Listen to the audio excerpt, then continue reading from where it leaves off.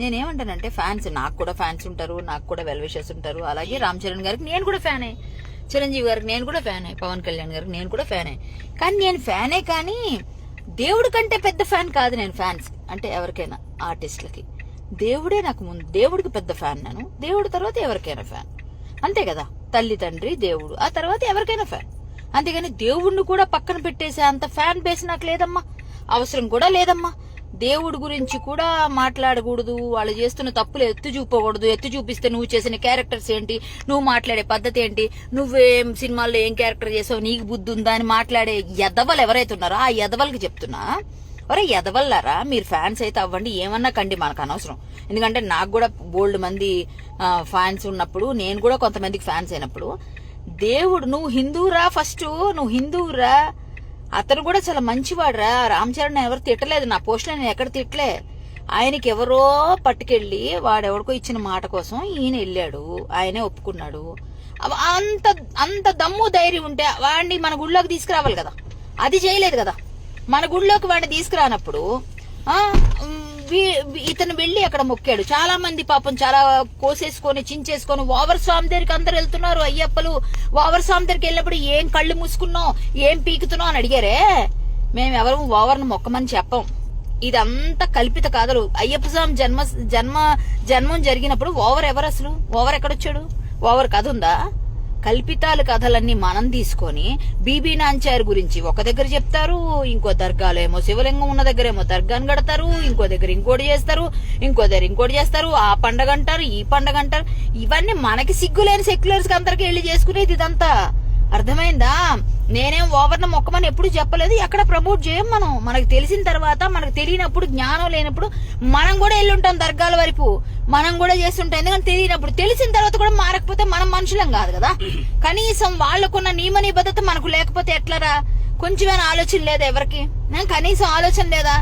వెళ్ళడం వెళ్ళకపోవడం అది మాలలో ఉన్నప్పుడు ఒక దగ్గరికి వెళ్లి బొట్టు కూడా పెట్టుకోకుండా కొన్ని పనులు చేస్తున్నారు. ఇంకెవరో పెట్టారు ఆ కామెంట్స్ లో, యోగీజీ దర్గాకి వెళ్లిన ఫోటో. ఎస్, ఆయన ముఖ్యమంత్రి, ఆయన ఒక పొజిషన్ లో ఉన్నారు. అతను అన్ని మతాల్ని, అన్ని ధర్మాల్ని, అన్నిటిని పాటించాల్సిన పరిస్థితి వస్తుంది. ఆయనకంటూ ఒక నియమం ఉంటుంది. ఆయన ఒక పద్ధతిలో, నియమంతో ఆయన ఏదో కట్టుబడి బ్రతుకుతూ ఉన్నాడు. ఒక సన్యాసిగా బ్రతుకుతున్నాడు, ఎలాగో ఉన్నాడు. ఆయన ఉన్నప్పుడు ఆయన అందరికీ న్యాయం చేయాలని మా దగ్గరకు వచ్చి మాకు ఒకసారి కనిపించాలి అన్నప్పుడు వెళతాడు. ఆయన వెళ్ళాడు, కానీ టోపీలు పెట్టుకోలేదు కదా. వాళ్ళు పెడితే టోపీ పెట్టుకోలేదు కదా. మనమేమో టోపీలకి వెళ్తాం, ఇఫ్తార్ విందులు తింటాం, అవి చేస్తాం, ఇవి చేస్తాం. వాళ్ళెవరు మన వరకు చేంజ్ చేయరు. అది మనకి లేని బుద్ధి మనం మాట్లాడుకుంటుంటే ఈ ఫ్యాన్స్ అందరికి ఎక్కడ లేని పొడుచుకొచ్చేస్తుందయ్యా, ఎక్కడ లేనివని వచ్చేస్తున్నాయి. ధర్మం గురించి మాట్లాడే దమ్ము ఒక్కడికి లేదు. మళ్ళీ ధర్మం గురించి పనిచేసే పని ఒక్కడికి లేదు ముందు. హలో అండి, నేను సోషల్ మీడియాలో గత కొద్ది రోజులుగా ఒక వీడియో అయితే చూస్తా ఉన్నాను. ఏంటంటే రామ్ చరణ్ గారు స్వామి మాల వేసుకొని దర్గాకి పోయినాడంట. ఎక్కడ కడపలో ఉన్న దర్గాకి పోయినాడంట. ఇప్పుడు పోతే ఆ స్వామి ఏదో నేరాలు ఘోరాలు చేసినట్టు కొంతమంది స్వాములు విమర్శిస్తూ క్షమాపణ చెప్పాలి, మీరెందుకు వెళ్ళారు, పాలిటిక్స్ కోసం వెళ్ళారా, ఓట్ల కోసం వెళ్ళారా అని చెప్పేసి లేనిపోని మాట్లాడి పాపం రామ్ చరణ్ స్వామి మీద పెడతా ఉన్నారు. ఆ మాట్లాడిన స్వామికి చెప్తున్నా, ఏ స్వామి కామ క్రోధ మదమాత్సరాలు అధిగమించడం కోసం మండలం పాటు వేసే దీక్ష అయ్యప్ప స్వామి దీక్ష. మీరు గుండెలు మేము చేయి వేసుకొని చెప్పండి, మీరు నిరంతరము అయ్యప్ప స్వామిని స్మరించుకుంటూ మనసులో మీరు దీక్ష చక్కగా చేస్తా ఉండరా? చేస్తే ఇలా మాట్లాడరా మీరు? మీకు ఒక విషయం తెలుసునేమో, నేను చెప్పనా? అయ్యప్ప స్వామి పులిపాల కోసం అడవిలో పోతా ఉన్నప్పుడు ఓవర్ సాంగ్ కనిపించినాడు కదా. కనిపించి ఏమని వరం ఇచ్చినాడు? నా దగ్గరకు వచ్చే స్వాములు ముందు నిన్ను దర్శించుకుంటారని చెప్పినాడా లేదా?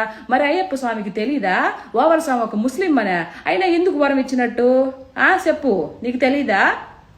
ఏమో పెద్ద నేరం చేసినట్టు క్షమాపణ చెప్పాలి అని అంటున్నారే. ఎందుకు క్షమాపణ చెప్పాలి? ఒకవేళ తప్పు చేశాడేమో అనుకుందాము, పోమే అయ్యప్ప స్వామికి క్షమాపణ చెప్పాలి రామ్ చరణ్ స్వామి, మీకెందుకు క్షమాపణ చెప్పాలా? ఏదైనా తప్పు చేసి ఉంటే అయ్యప్ప స్వామి శిక్షిస్తాడు, మీరెందుకు మాట్లాడేది? మీరు న్యాయాన్ని కాపాడండి, ధర్మంగా ఉండండి, అంతేగాని ఏదొచ్చి నోటికొచ్చినట్టు మాట్లాడకండి స్వామి. ఇది కరెక్ట్ కాదు, సరేనా?